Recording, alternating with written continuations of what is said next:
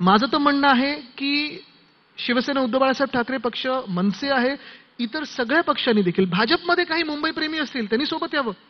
कारण आज मुंबई जर अदानी समूहाच्या गळ्यात घातली तर उद्या तुम्ही नगरसेवक बना, आमदार बना, खासदार बना, काय राहणार तुमच्या हातात ताकद? आणि एवढं सगळं कशासाठी फुकटात द्यायचं? बरं, दुसरं भाजप काय प्रचार सुरू करतं की नाही नाही, आता धारावीमध्ये बांगलादेशी वाढलेत. आले कुठून, घुसले कसे? सरकार कोणाचे गेले 11 वर्ष? आणि असतील तर जसं ट्रम्पने तिथून परत पाठवले ना, हिम्मत करा आणि पाठवा तिथे परत.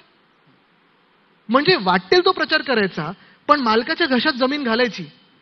हे जे भाजपचं आहे ना, हे धोरण मान्य नाही. Mumbai is not negotiable.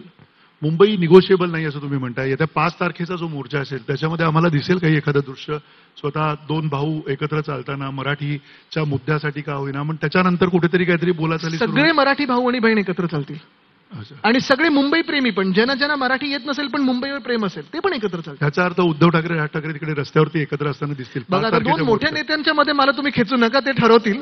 पण अर्थात दोघांनी मला वाटतं सांगितलेलं आहे की महाराष्ट्रासाठी असेल, मुंबईसाठी असेल, वाद कुठचाच नाहीये आणि एकत्र येणं मला वाटतं महाराष्ट्राच्या मनात आहे.